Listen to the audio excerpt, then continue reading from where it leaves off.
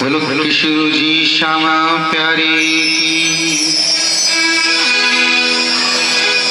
और आज कथाओं में प्रवेश करते हुए हम नंदगांव में बधाई हो रही है। नंदगांव उत्सव मना रहा है क्योंकि लाल जी नंदगांव में प्रकट हुए हैं और 80 वर्ष में नंद बाबा क्या बने? पिता बने। 80 वर्ष की आयु हो गई, दाढ़ी सफेद हो गई। पीछे नंद बाबा बैठे हैं ना, देखो हाँ, ताली बजाए पर नंद बाबा के लिए। तो आज आपको भगवान की बाल लीलाओं के दर्शन कराने हेतु श्रीमद् भागवत कथा आपके गांव में विराजमान हुई और मैं आज आपको भगवान की ऐसी सी बाल लीलाएं सुनाने जा रहा हूं कि आपका मन मंत्रमुग्ध हो जाएगा, आपको भगवान की छटा घटा का अनुभव हो जाएगा। ऐसी सी कथा सुनाऊंगा मैं आज आपको। अनन्य कथाएं हैं भक्तमाल की में, अनन्य कथाएं। 70 दिन भी कथा पूरी ना भरेगी, इतनी कथाएं 70 दिन। और 70 दिन तो बहुत कम है। यदि 7 साल भी बैठकर हम इसी जगह पर कथा सुने तब भी कथा समाप्त नहीं होगी। 7 साल और 7 साल ही नहीं है, तो 7 जन्म भी ले तब भी भगवान की कथा समाप्त नहीं की। मैं आपको लिखित में दे सकता हूँ, इतनी कथाएं। तो उन्हीं में से भगवान की कुछ छटा घटा प्रतिरूप में आपके सामने आज भगवान की बाल लीलाओं का वर्णन करने चला हूँ। कृपया मेरी सभी माताएं मुझे आशीर्वाद दें कि मैं आज आपको बाल लीला का दर्शन करा सकूं, बाल लीला की प्रस्तुति मैं आपको भगवान के माध्यम से दे सकूं। तो सर्वप्रथम हमने क्षमा याचना की कि मेरे गिनियो ना अपराध लाडली श्री राधे, यदि कोई भूल चूक हो जाए तो मैं अपना दास समझकर, अपना बेटा समझकर, अपना पुत्र समझकर, अपना दास भक्त समझकर मुझ पर कृपा दृष्टि बनाए रखना। भगवान श्री कृष्ण को भक्त वत्सल कहा जाता है, दयालु कहा जाता है, दया के सागर कहा जाता है, अकारण ही करुणा वर्णालय कहा जाता है, क्योंकि भगवान कृपा करते हैं इसलिए उन्हें कृपावान कहते हैं, कृपा निदान कहते हैं। लेकिन हमारी राधा रानी कृपा बरसाती है इसलिए उन्हें बरसाने वाली कहते हैं। बलराधे द्वारकाधीश भगवान की। आप अपनी कथाओं को देख रहे हो यूट्यूब पे? देखा तुम तो बहुत अच्छी आती है। ये दरोगा नहीं से डर लगे मुझे कभी पुलिस में पकड़वा दे। अब तो 80 वर्ष की गोपियां नंद महल में उत्सव मनाने आ रही हैं। लाला के दर्शन हेतु व्याकुल है, लालायित है।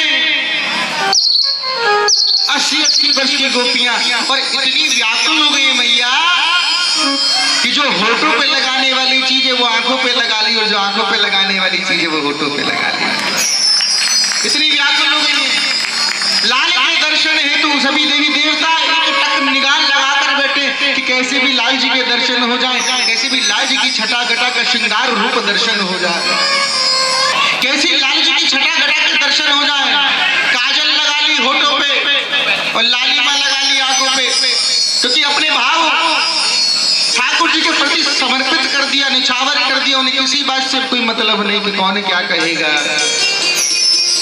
बदनाम हुई जगत में वो मीरा बाई है, बदनाम हुई जगत में वो मीरा बाई है जिसने सर्वस्व निछावर करके कृष्ण की परछाई पाई है। बदनाम होकर भी जिसने पाया वो मीरा बाई। तो महाराज 80 वर्ष की गोपियां बांके बिहारी के दर्शन के लिए नंदगांव पहुंच गई। नंद महल में उत्सव हो रहा। इधर कृष्णा का जन्म हुआ, उधर कंस को स्मृति हुई कि मेरा तो जो नाश करता है, जो मेरी प्राण को प्यारा है, जो मेरे प्राण को लेने वाला है, वो तो नंदगांव पहुंच गया। तो पूतना का आवन किया, पूतना आवामी। और ये पूतना कौन है? कलम ने क्या सुनाया था कथा में, बताओ चलो भाई। कल की कथा में हमने क्या क्या सुनाया था बताओ। ए कुर्सी वाली अम्मा क्या सुनाया था? कह रही है मुझे तो वही इतना याद है कि कल माखन बटाया।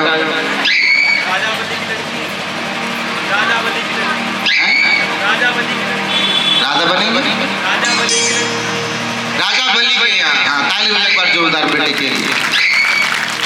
राजा बलि के यहाँ जब उनकी पुत्री, बहन, बेटी, उनकी पत्नी ने बामन भगवान के स्वरूप को देखा तो कहा था उनकी किसने? बहन ने, कि यदि मेरा बेटा ऐसा होता तो मैं उसे अपने वर्चस्व स्थल से लगाकर दूध पिलाती। तो भगवान ने कह दिया तथास्तु ऐसा ही होगा, तुम मुझे दूध पिलाओ। और जब बामन भगवान ने विकराल रूप धारण किया तब उसी ने कहा था कि यदि मेरा बेटा ऐसा छल करता तो मैं उसी दूध में जहर मिलाकर पिला देती। तो भगवान ने वो भी स्वीकार कर लिया, जाओ तथास्तु।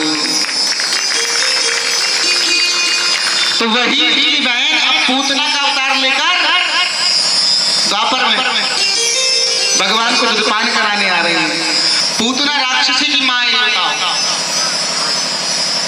बताओ बताओ माँ, ये ताली बजाओ मैया के लिए जोरदार, प्रसाद दो। पूतना माँ हुई तो जिसे जगत पालन करता सच्चिदानंद परमेश्वर ने माँ का दर्जा दिया हो, बताओ हम अधर्मी पापी प्राणी उसे कैसे राक्षसी कह सकते हैं? और जब पूतना मैया अपना पूतना का शरीर त्याग कर भगवान के लोक जा रही हैं तो गोलोक में बैठे राधा रानी और भगवान श्री कृष्ण अपना स्थान छोड़ देते हैं और माँ के श्री चरणों में बारंबार प्रणाम करते हैं। पूतना माँ का इतना बड़ा दर्जा है, इतना बड़ा दर्जा है। अच्छा मुझे एक बात बताओ, भगवान श्री कृष्ण ने पूतना का दूध पिया है या जो पूतना अपने दूध में हलाहल लेकर आई थी उसका नाम पूछूंगा भी मैं अभी आपसे। तो भगवान श्री कृष्ण ने मां पूतना का दूध पिया है कि जहर पिया, ये बताओ। 11,000 रुपए नाम मिलेगा, कोई बतावेगा तो देख ले क्या इसमें नगद एकदम पुरस्कार। चौधरी साहब तो अभी से गणित लगाने लगे, 11,000 में 4,000 के कपड़ा आएंगे।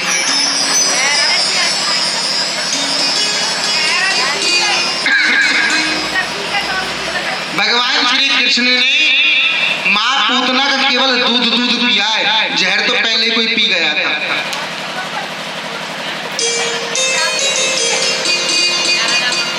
कैसे पता था आपको? पता था भगवान आपको? किसी को पता था? बात को ध्यान से सुनो। कैसे?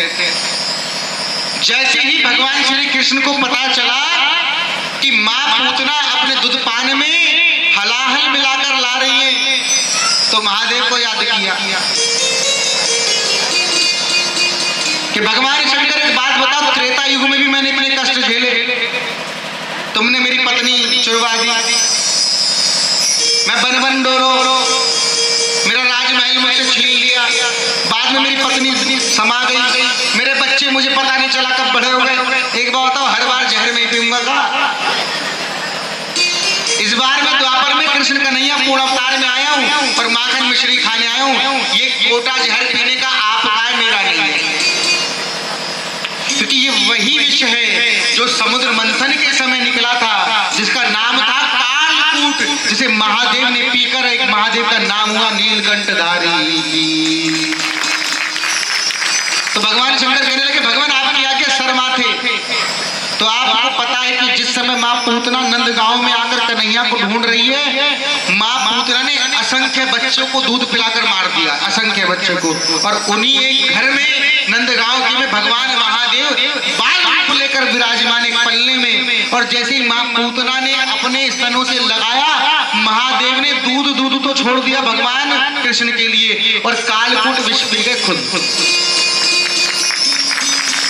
इसलिए जिस समय मां पूतना ने भगवान श्री कृष्ण को दूधपान कराया, केवल मां पूतना के पास दो ही चीज थी, एक थी मां पूतना का दूध और दूसरी थी मां पूतना के प्राण। तो भैया इस अवतार में मैं माखन मिश्री खाने आया हूँ, जहर वहर खाने का कार्यक्रम महादेव आप अपने आप देखो। तो महादेव ने पहले विष पान कर लिया था, मां पूतना के पास तो केवल दो चीज बची थी, एक दूध अपने लाल को पिलाने के लिए और एक अपने प्राण न्यौछावर करने के लिए। अब पूतना एक सुंदर दाई का रूप धरकर, नव युवती का रूप धारण करके, मानो ऐसी कि नव नवेली दुल्हन समान प्रतीत हो रही है मां पूतना। और जाकर अलग जगाया नंद बाबा के यहाँ। अरे भैया कोई भीतर है गो का, कोई भीतर है गो का भैया, कोई हो तो जरा तनिक धीरज करके बाहर कोई हो। यशोदा मैया घुंघरू के पहनते हुए अपने प्रांगण में देखा कि एक नव युवती वैवाहित प्रतीत हो रही है। माँ यशोदा सोचने लगी शायद नंदगांव में काई का ब्याह हुआ है और ये हमारे दरवाजे पर है। चौदेवी कैसे आना भयो? मैया मैं तुम्हारे लाला के दर्शन करना चाहूँ और मेरे हृदय में उसके लिए पुत्र प्रेम आ रहे, वह मैं अपनी छाती से लगा के दूध पिलाना चाहूँ। कोई बात ना, पिला दे, पिला दे, कोई बात नहीं। इधर माँ पूतना ने जैसी लाल जी को अपने हाथ में लिया है, एक क्षण के लिए सब कुछ भूल गए लाल जी की। वो तेरी मंद मंद मुस्कनिया पे क्या लाल को लेती किशोर जैसी किशोर को हाथ में लिया, उस बालक को हाथ में लिया, हमारे महादेव के स्वरूप में आराध्य देवी को हाथ में लिया, उस सच्चिदानंद को हाथ में, इस परम जगत परमेश्वर को हाथ में लिया, तो माँ पूतना भूल गई लाल जी के दर्शन के मुस्कुराहट को देखती। और क्या भाव निकल कर आता जब कोई कृष्ण कन्हैया की मुस्कुराहट को देखता है। और तेरी मंद मंद मुस्कनिया पे, तेरी मंद मंद मुस्कनिया पे बलिहार प्यारे जू, ओ बलिहार प्यारे जू। ऐसे भाव निकल कर आया और भूल गई मैं किस कार्य से आई हूँ। तभी भगवान ने अपनी माया को आदेश दिया कि मैया तुम इस काम के लिए नहीं आई हो, तुम्हें उद्धार पाना है पिशाच योनि से, इस राक्षस योनि से, जिस काम के लिए आई वो करो। तभी माँ पूतना ने स्तनपान करा, दूध पान करा रही है। किसको? बोला कृष्ण कन्हैया लाल की, बाल कृष्ण भगवान की। और उधर कंस की कारागार मथुरा में माँ देव की व्याकुल है कि ना जाने मेरे कुंवर ने कछु खाया होएगो, कछु पियो होएगो, कि उसका कोई ध्यान रख रहा होगा कि नहीं रख रहा होगा। और देखो कैसी लीला है, अद्भुत लीला का दर्शन हो रहा है। और जैसे ही माँ पूतना ने भगवान श्री कृष्ण को दूध पान कराया तो भगवान दूध के साथ साथ पूतना के प्राण भी पीने लगे। और जैसे ही पूतना को तो दर्द का आभास हुआ, पूतना ने विकराल रूप धारण करा। 21 योजन लंबा चौड़ा शरीर पूतना का था, जिस समय वो आकाश मार्ग में हमारे लड्डू गोपाल को लेकर उड़ी है। 21 योजन लंबा चौड़ा शरीर। इधर पूतना दूध पिला रही है, उधर माँ यशोदा बिलखती हुई पूतना के पीछे पूरा नंदगांव भाग रहा है। और उधर भगवान आपसे कह रहा हूं, और उधर देवकी मैया कारागार में व्याकुल है कि मेरे लाला ने कछु खाया होएगा कि ना खाया होएगा। और कितना सुंदर भाव लिखा है, एक माँ दूध पिला रही है, एक पीछे पीछे बावरी होकर दौड़ रही है, और दूसरी कारागार में बैठ के व्याकुल है। तो देवकी कह रही है कारागार में बैठी बैठी। आइए संगीत के माध्यम से आपको बताते हैं क्या। पंख जो होते, माँ देवकी विलाप कर रही है कि मेरे लाला ने कछु खाया कि नहीं खाया। महाराज ध्यान से सुन रहे हैं ना, ये बड़ी मूंछ वाले बाबा। भगवान स्थान ग्रहण करें, कृपा पात्र आपके, आप समय निकाल कर यहाँ आए। ईश्वर आपको धन धान्य में वृद्धि करे। और क्या कह रहे हैं माँ देवकी कारागार में व्याकुल होकर, पंख जो होते मैं उड़ जाती नंद बाबा के द्वार। ओ पंख जो होते मैं उड़ जाती नंद बाबा के द्वार। उमड़ उमड़ मेरो जिया आग बहे दूध की धार। लाल मेरा रोवत होएगा कि भूखा सोवत होएगा। हाय लाल मेरा रोवत होगा कि भूखा सोता होगा।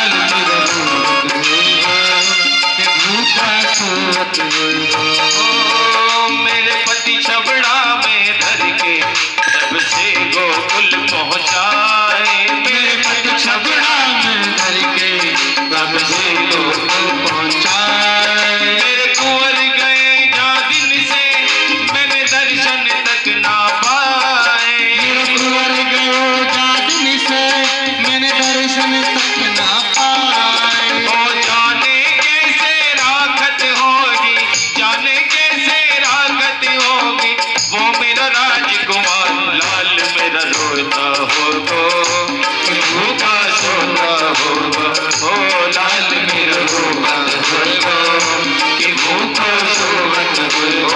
पंख जो होते मैं उड़ जाती नंद बाबा के पास, उमड़ उमड़ मेरा जिया आवे वही दूध की धार, लाल मेरा रूप होगा भूखो सोवत होगा, लाल मेरा रूप होगा भूखो सोवत होगा।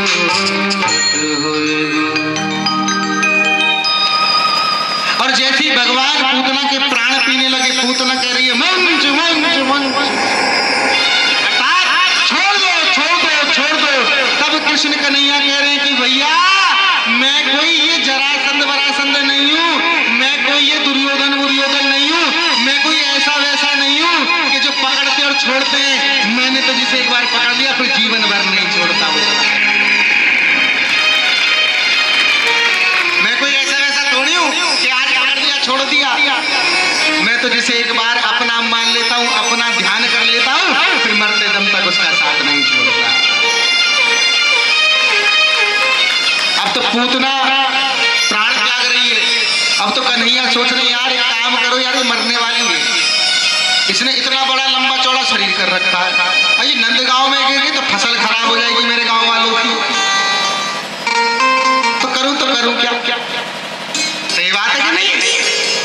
भाई बालोगाल वाले मेरे सखाए, मेरे मित्र हैं, अधिष्ठात्री अष्ट सखाओं में मेरे भैया आते हैं, तो यार मैं इसे मार तो रहा हूं, अगर एक बात समझ में नहीं से गिरू का इतनी लंबी चौड़ी जहांगीर गड्ढा कर दे।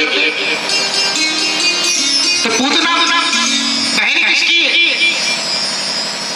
कौन कह रहा है मेरी? फालतू की बात ना किया कर। पूतना बहन किसकी? कंस की। तो रिश्तेदार कौन हुआ? कंस हुआ। और जब कोई व्यक्ति पंचतत्व में लीन हो जाता है तो कट्टी कप्पन खाटी का इंतजाम कौन करता है? रिश्तेदारी करेगा ना करे।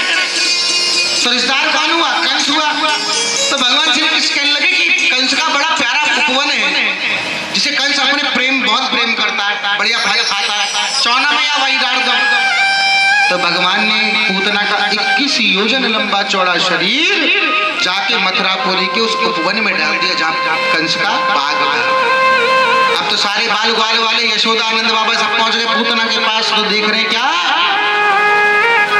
कन्हैया पूतना के शव पर क्रीड़ा कर रहे, खेल रहे। जैसे तैसे करके कन्हैया को नीचे उतारा गया और माँ यशोदा की गोद में दिया गया। और जैसे ही माँ यशोदा की गोद में कन्हैया को दिया है, कन्हैया ने आंखें बंद कर ली।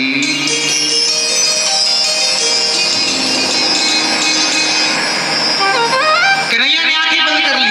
और जैसे ही कन्हैया ने आंखें बंद करी, परीक्षित महाराज सुखदेव महाराज से प्रार्थना करने लगे, भगवान परीक्षित जी, ओ परीक्षित जी नहीं हो, ऐसे ऐसे कर दो, मुझे लगा भगवान कैसी बात कर रहे हैं। यहाँ आमने सामने की बात हो। शुक्र है परीक्षित जी के पैसा नहीं लग रहे तो गांव छोड़ के भाग जाते, अभी तो पीछे बैठ रहे। अरे सामने बैठे कथा सुनो हमारी। तो कहाँ थे हम? बताओ तुम्हारा ध्यान हमारी और तो बताओ कहाँ थे हम? अभी चोरी पकड़ी जा रही, देख बता कहाँ थे? पत्नी से पूछे तू बता दे मैं बच जाऊंगा। भगवान श्री कृष्ण ने आंखें बंद कर ली। तो परीक्षित महाराज ने सुखदेव महाराज से भगवान ये कैसी क्रिया है? अभी तो मेरे लाल ने, मेरे कृष्ण गिरधर गोपाल ने आंखें खोली थी और आंखें बंद कर ली, ये तो बड़ा बुरा हुआ। तब सुखदेव महाराज वर्णन कर रहे हैं कि हमारे गिरधर गोपाल ऐसे व्यक्तियों से आंखें चुरा ही लेते हैं, आंखें मूंद ही लेते हैं जिनके मन में कुछ और होता है और मुंह पर कुछ और होता है। अब तो माँ यशोदा डर गई कि मेरे लाल को नजर लग गई, क्या हो गया। माँ लाल जी को उठा रही मगर लाल जी उठने नहीं, आंखें नहीं खोल रहे। तो माँ यशोदा कह रही है कितने भाव से, आइए संगीत के माध्यम से आपको बताता हूँ कि माँ यशोदा कैसे अपने लाला को मना रही है, उसकी बलैयां उतार रही है, उसकी नजर उतार रही है। रे कौन सी ने मार दियो ताना मचलो है मेरो शाम सलोना। रे कौन सी ने मार दियो री सोना है रे मेरो मचलो श्याम सलोना। कौन सी ने मार दियो रे सोना है रे मेरो मचलो शाम सलोना। मचलो श्याम सलोना री मेरा मचलो श्याम सलोना। कौन सी ने सोना रे मेरो मचलो श्याम सलोना। काके बिहारी लाल की, राधा रानी सरकार की, ब्रजवासी करोस की।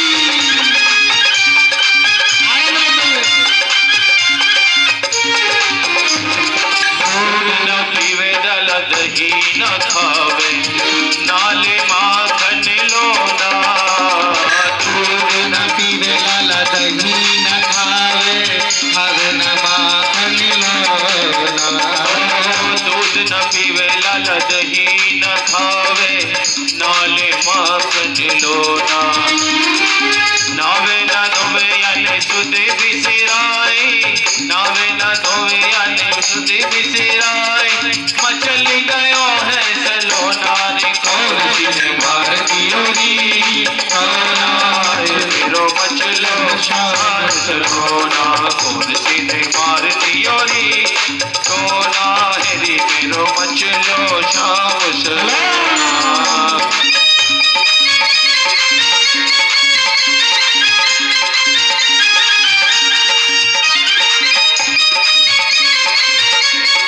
द्वारकाधीश भगवान की।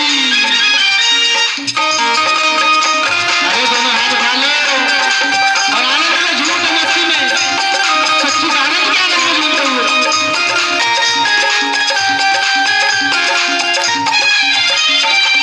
भूल गई मैंने दियो नया के माथे बीच ठिठोना। भूल गई मैंने दियो नया के माथे बीच बिछोना। भूल गई मैंने दियो नया के माथे बीच ठिठोना।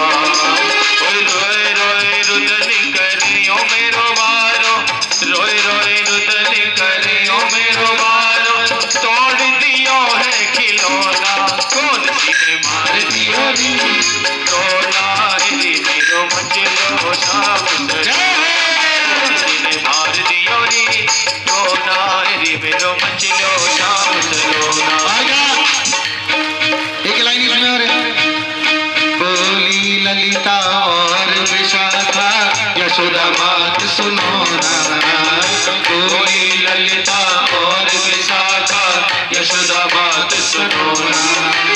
राई लौंग करो लाला पे, राई लौंग करो लाला पे, कर दो कुछ पटौरी। कौन सी ने दियो री मेरे लक्ष्मी श्याम सलोना। कौन सी ने मार दियो रे सोना मचलो है मेरो शाम सलोना। और अंत में एक लाइन और है जो ध्यान देने वाली बात है। पहले ही समझायो लाल मैंने सखियन संग नचोना। पहले ही समझाया लाल में सखियन संग नचोना। ओए इन सखियन की नजर बुरी है, इन सखियन की नजर बुरी है, इन सखियन की नजर बुरी है। मार दिया है टोना रे कौन टोना रे मेरो मचलो श्याम सलोना। मार दियो रे टोना रे मेरो मचलो श्याम सलोना। बोली बाल कृष्ण भगवान की जय हो। एक बार जोरदार ताली बजाओ। तो माँ यशोदा ने समझाया था कि इन गोपियों के साथ मत नाचा कर, ये तो इनकी नजर अच्छी नहीं है। उठा दो ना हाथ सीधे जिनकी नजर खराब है। हमें तो पहले ही पता है तुम्हारी नजर खराब है। एक बार सच्चे हृदय से भगवान के दर्शन करते दोनों हाथ सीधे उठाकर अपनी रेखाएं दिखाएंगे ठाकुर जी को, दोनों हाथ सीधे जिनकी सच में निगाह खराब है। बढ़िया खराब रखो, देख ले महाराज। और जिनकी निगाहें शाम के प्रति अच्छी हैं वो एक बार जोरदार ताली बजाकर आनंद आ रहा कथा में, आनंद आ रहा कथा में कि नहीं आ रहा? नहीं भी आ रहा होता तो क्या कर लेते? हम तो कथा कर रहे हैं, ऐसी करेंगे। चमैया आनंद आ रहा है? बोले भक्त वत्सल भगवान की। आपको पता है प्रधान जी मैं ऐसा क्यों करता हूँ बीच बीच में ये हंसी ठिठोली? क्योंकि मेरे कृष्ण कहते हैं कि जिस घर में माँ के चेहरे पर हंसी रहती है उस घर में साक्षात मैं रहता हूँ। तो मुझे इसी बात ने ना मेरे दिल में घर कर रखी है कि मेरे पंडाल में भी मेरे माँ के चेहरे पर हंसी रहनी चाहिए, इसलिए ठाकुर जी साक्षात यहाँ बैठे होने चाहिए।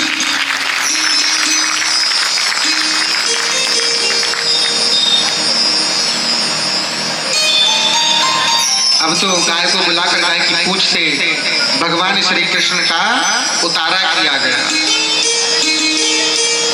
भगवान श्री कृष्ण का गर्गाचार्य के द्वारा नामकरण संस्कार हुआ। गर्गाचार्य कह रहे हैं कि देखो भैया कोई नहीं, अनेकों नाम से, अनेक नाम अनेक रूपा, इनके अनेक रूप हैं, अनेक नाम हैं। कोई इन्हें कृष्ण कहेगा, कोई इन्हें वसुदेव कहेगा, कोई इन्हें छलिया कहेगा, कोई चित्त को चोर कहेगा, कोई माँ का चोर कहेगा, और कोई तो इन्हें रणछोड़ भी कहेगा।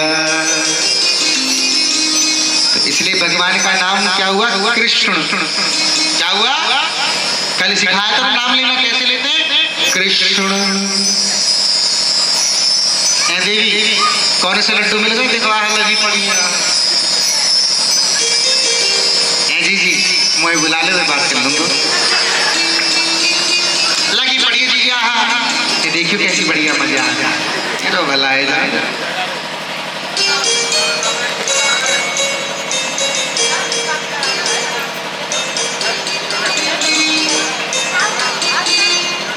बोलो कृष्ण कन्हैया लाल की। अब तो भगवान का नामकरण हुआ और भगवान का नाम क्या हुआ? कृष्ण। और जगत में लेकिन माँ यशोदा कन्हैया को किस नाम से पुकारती है? कनुआ। कनुआ क्या कहती है? कनुआ। लाला तो हम कहे ब्रजवासी प्यार से, और तुम मानते हो कृष्ण को भगवान। हमारे ब्रज में तो काई को सारो काई को जीजो है। हमारे ब्रज में भगवान भगवान ना है, तुम्हारा होगा भगवान। हमारे ब्रजवासी कभी कन्हैया को भगवान मानते ही नहीं, आज भी नहीं मानते। बरसाने की ओर चले जाओ तो जीजा बताओ मैं बता रहा हूं भाई।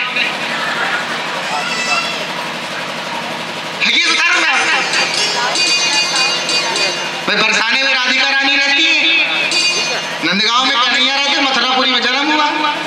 तो काय के जीजा लगे, काय के सारे लगे, काय के फूफा लगे, तो काय के मामा लगे। ये बता रहा हूं हमारे नंदगांव में 84 ब्रज कोश में अलग अलग प्रांत के अलग अलग लोगों ने अलग अलग क्रांतियां हैं हमारे।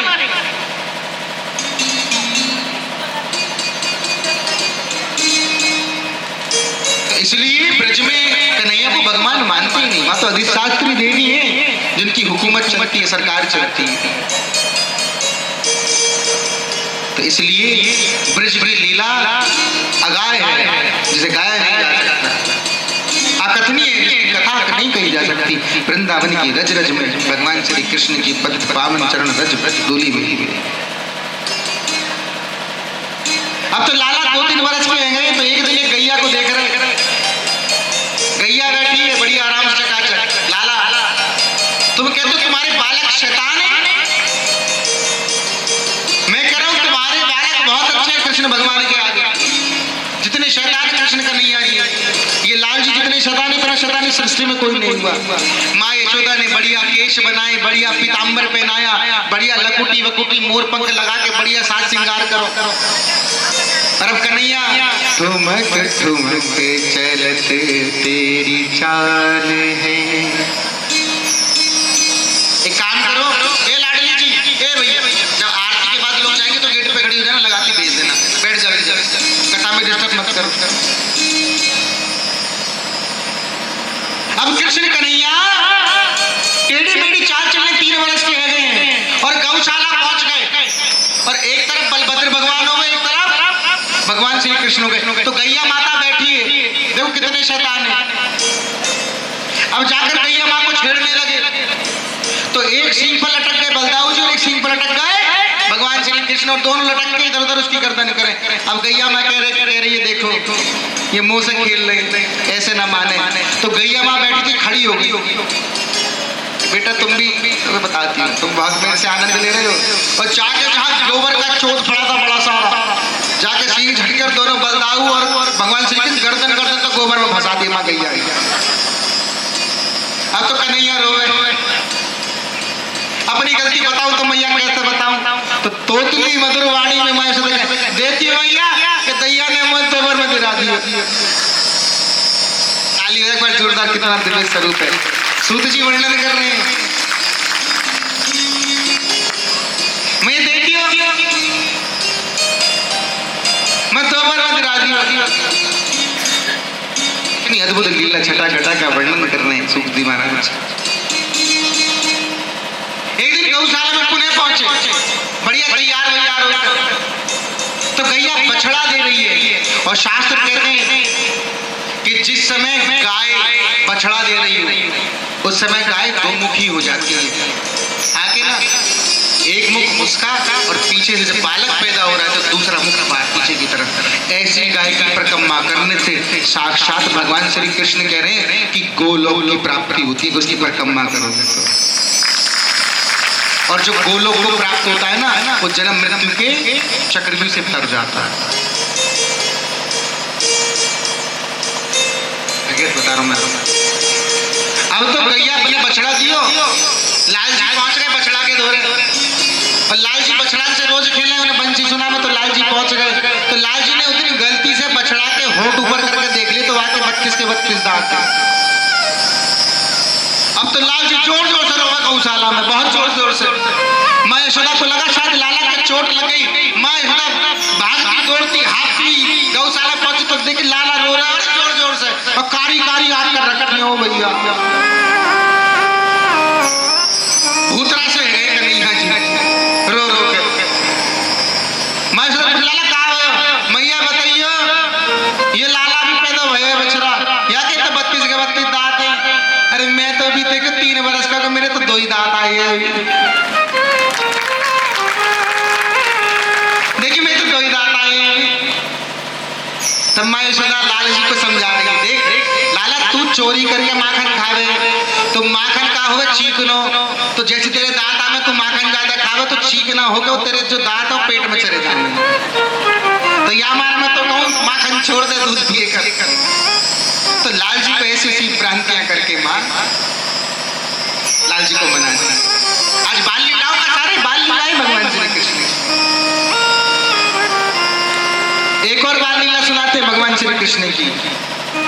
एक बार आनंद में सभी ग्वाल बाल वाले कन्हैया के साथ मिलकर हवन करने लगे। एक गड्ढा खोल के हवन कुंड बनाया, जितनी भी लता पताएं सूखी पड़ी थी उनको इकट्ठा करके सामग्री बनाई, और स्वाहा स्वाहा चल रहा है।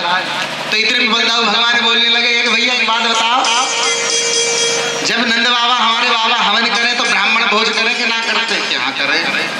तो हमने भी हवन करा है कि हाँ करा। तो यार सखा ब्राह्मण भोज तो करना पड़ेगा कि हाँ करना पड़ेगा। तो महाराज पूरे साधु संतों को न्योता दिया है, आज नंद बाबा के यहाँ हवन हुआ है, सभी ब्राह्मणों का भोजन है। असंख्य सहस्र अर्थात 100 से ज्यादा साधु यशोदा माँ के घर के बाहर जाकर खड़े हो गए। निरंजन माँ यशोदा ने नतमस्तक हुआ, हाँ ब्राह्मण देव कैसे आना हुआ? कि कैसे आना हुआ? तुम्हारा लाला सब कुटियाओं में जाकर नौता मार गए, तुम्हारे हवन हुआ, भोजन प्रसाद है, भोजन बाबा। और आप यशोदा रानी माथा पकड़ के बैठ गए। 1 2 4 10 होते तो मैं करती भी। ये तो लाखों में साधु संत आ रहे हैं, कहां से पाऊं भोजन। तो ऐसी ऐसी क्रियाएं करते, ऐसी क्रियाएं करते हमारे कृष्ण कन्हैया। बताओ तुम्हारे बालक ज्यादा शैतान है का? अब बताओ।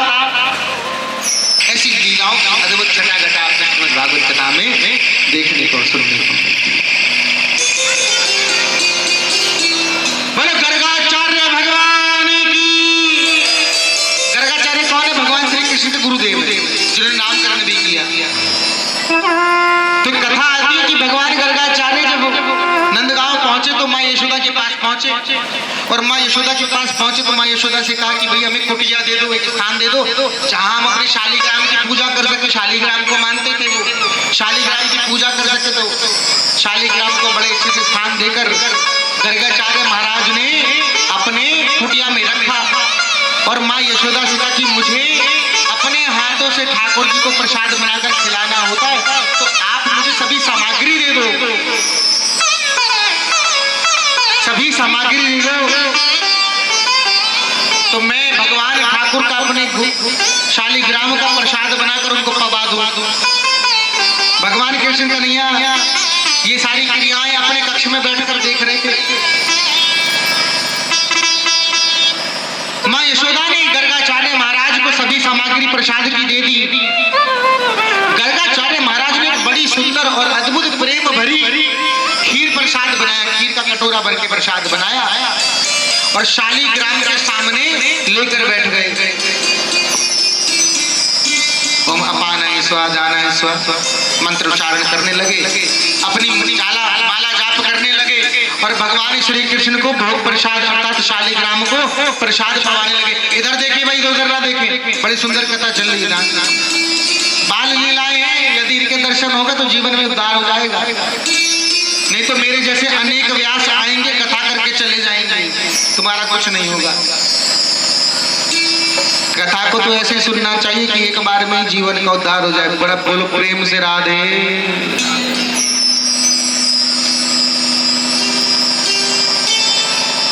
शालीग्राम के सामने ध्यान मुद्रा में बैठ कर माला जाप करने लगे। कन्हैया ठाकुर जी शालीग्राम भगवान भोग लगा लो। कन्हैया के नासिक द्वारों को खीर की खुशबू पहुंच गई। वो अंदर पड़े थे अपने कक्ष में, बढ़िया पलने में खेल रहे थे, चकाचक एकदम बढ़िया सोने का पलना पड़ा है, चांदी का पलना है। कन्हैया ने देखा, अरे वाह, गर्गाचार्य ने खीर बनाई है, वही हमारे लिए, तो हम खाने जाएंगे। और जैसे ध्यान लगाकर शालीग्राम के सामने खीर का कटोरा रखा, कन्हैया पहुंच गए और कन्हैया ने लिए खीर और दे भैया खाई भी, लपेटी भी, बखेरी भी और पूरे बच्चों का लगा दिया। और जैसी माला पूरी हुई तो गर्गाचार्य ने आंख खोल कर देखा तो देख रहे क्या कन्हैया पूरा खीर में नया हुआ है, पूरे बच्चों का लगा रखा। करे भगवान बचा ले। ए यशोदा आइयो, मेरे लाला मेरे शालीग्राम को प्रसाद झूठा कर दियो। देख क्या कर रहे थे, भगवान में क्षमा चाह रही है। फिर चौका लगाया, सारी सफाई करी, फिर यशोदा रानी ने प्रसाद के लिए सब कुछ दिया। फिर बाबा ने खीर बनाई, फिर अपने ध्यान में बैठ के लाला खिला गए। फिर लगे पड़े दोनों मुट्ठियों से खीर खाने में भैया। आँख खुली देखा ले बाबा, फिर अब माथा पकड़ के बैठ गए। ए यशोदा, तो लाला जी बार बार आ रहे हैं, देखो ऐसे रख लगता हूँ भेज दो ये नहीं। यशोदा रानी ने दंडवत प्रणाम किया, हाथ जोड़े, बाबा अब की बार ना है वो, देखो छोटो लाला माफ कर देते, गुस्सा मत भैया। ठीक है, अब कहते हो यार, यशोदा रानी ने कपाट बंद कर दी, कुंडी लगा दी, अंदर भीतर बंद कर दे नाल जी। फिर प्रसाद की व्यवस्था दी, फिर गर्गाचार्य महाराज ने प्रसाद बनाया। अब क्या छोटी सी खिड़की खुली, वहां से कूदे, फिर पहुंच गए और अब क्या तो शालीग्राम के ऊपर चढ़ के खीर खा रहे हैं। गर्गाचार्य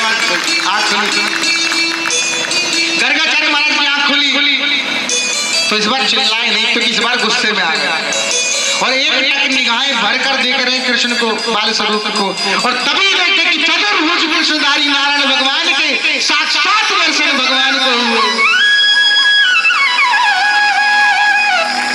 तभी देखा कि बाल कृष्ण ही नारायण है और नारायण ही साक्षात बाल कृष्ण है।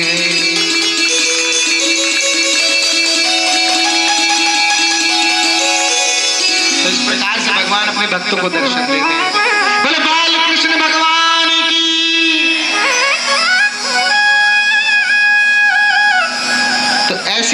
क्या करते हैं भगवान?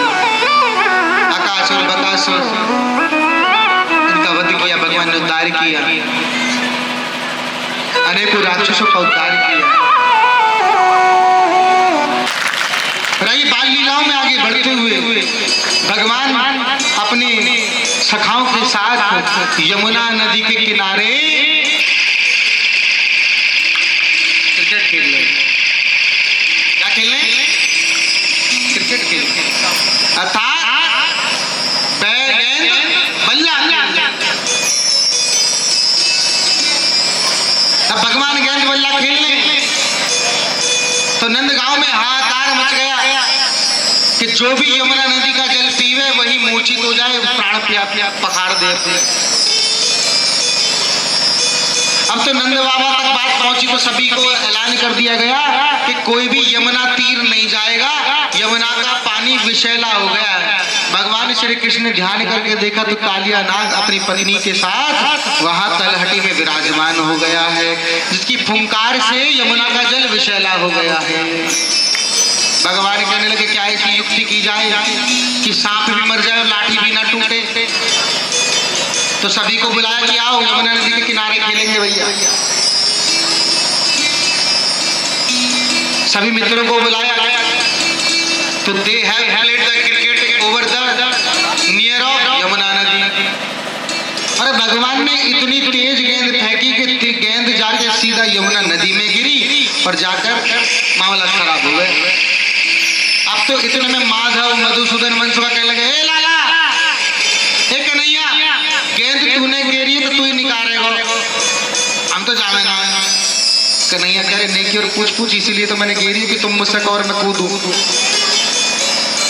और जैसी मनसुखा ने कही लाला तूने गिरी तू निकालेगा, हमारी गेंद राके दे, मेरा पता। कन्हैया ने झट जैसी छलांग मारी और जाकर यमुना जी में कूद गई। बोलो यमुना मैया की। और वहां देखा कालिया नाग बैठा है। कालिया नाग से कन्हैया ने कहा 9 तो 11 हो जाए तो बहुत मान लगेगी। कहते हैं ना लातों के भूत बातों से नहीं मानते। तो कालिया नाग कहने लगा हमसे बात कर रहा है तू, अपना साइज तो देख के बात कर। अरे अपना आकार विकार देख कर तो मुझसे बात कर भैया, मैं विशाल तू इतो सो, और मुझसे कह रहे मान लगेगी, मान जाओ, धमकी दे रहा। 1.5 फुट का आदमी 6 फुट के आदमी से बहस कर रहा है, बता कैसे लगेगा? उछल के मारने की कोशिश करे तो भी गाल तक ना पहुंच पावे।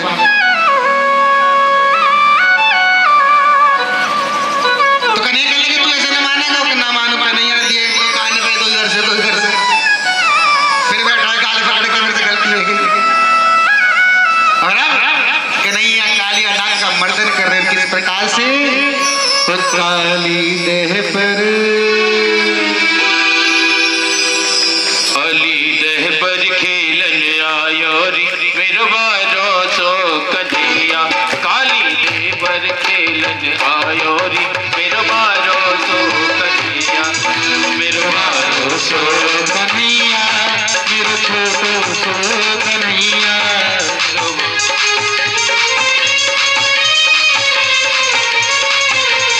काली देह पर खेलन आयो मेरो बारो सो कन्हैया।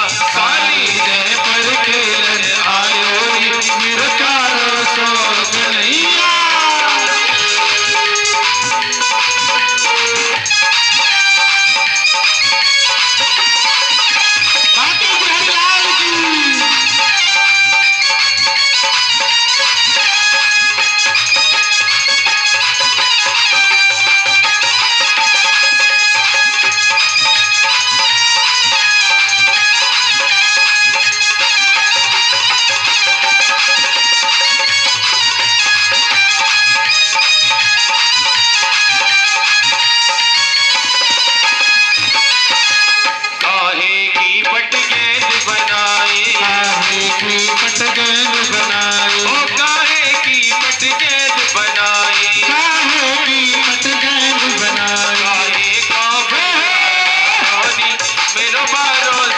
कन्हैया। काली देह पर खेलन आयो री मेरो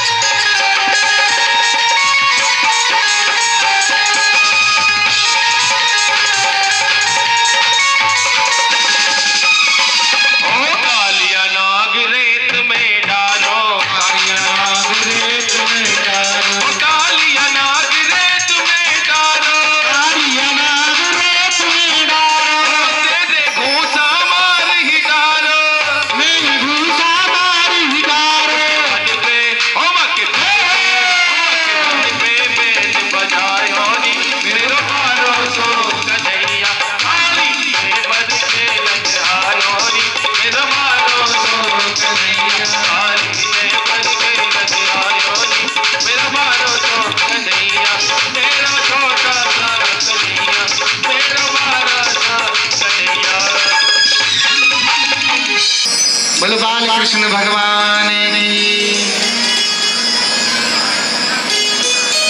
इधर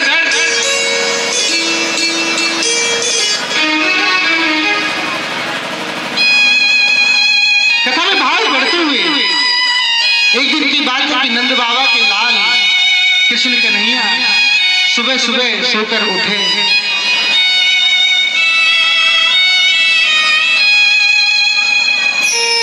तो मन में प्रश्न आया कि बाबा अब हम तनिक बड़े हैं गए, हम बछड़ा चराने जाएंगे।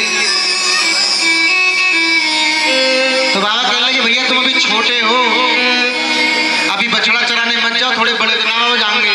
तो सभी बाल वालों को इकट्ठा किया और कन्हैया बछड़ा चराने के लिए जाने लगे। तभी नंद बाबा से कहा कि बाबा एक बार बताओ, मैं वन भोज को जाऊंगा तो वन में भोजन करूंगा, मेरे लिए वन भोज बनवाओ, 56 भोग बनवाओ। तो बाबा ने बढ़िया भोग बनवाया। भगवान की टोली में उनका एक मित्र था जिसका नाम था मनसुखा और बहुत ही गरीब ब्राह्मण था वो। उसकी माँ इधर उधर कथा सुना के जो कमाती उससे घर चलाती थी।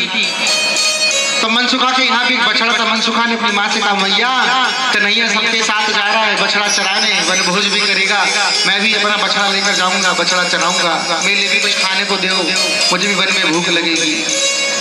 तो मैया के पास इतना तक नहीं था कि अपने बेटे को एक रोटी दे सके। तभी एक पड़ोस के यहाँ से 3 दिन बासी छाछ और 1 दिन पुरानी बासी रोटी लेकर आई है मांगकर, और वो अपने लाला को बांध कर दिए, जाओ लाला ये पा लेना। अब तो कन्हैया बछड़ा लेकर घर से बाहर निकले ही थे कि वन में पहुंचे थे कन्हैया के नखरे शुरू, मुझे तो भूख लग रही है। कुछ बच्चे स्कूल जाते हैं खाना खाने लग जाते हैं, उनमें से ये हमारी कन्हैया पढ़ाई बड़ाई बाद में होगी, पहले खाने को दो, क्या खाने में। अभी घर से निकले थे बछड़ा लेकर और मैया ने ठूस ठूस के बढ़िया व्यंजन खवाए कन्हैया, मगर जैसे ही बछड़ा ने लेकर वन में पहुंच कर मैं भूख लग रही है, मैं तो पहले खाऊंगा। पूरी टोली अपने आसपास गोला करके बैठा ली और खुद बीच में जाके बैठ गए। चौरे मन माधव तू क्या लाया है? मैं तो हलवा पूड़ी लाया हूँ। चौरे मदन तू क्या लाया है? मैं तो जलेबी लाया हूँ। चौरे माधव तू क्या लाया है? मैं तो 56 भोग लाया हूँ।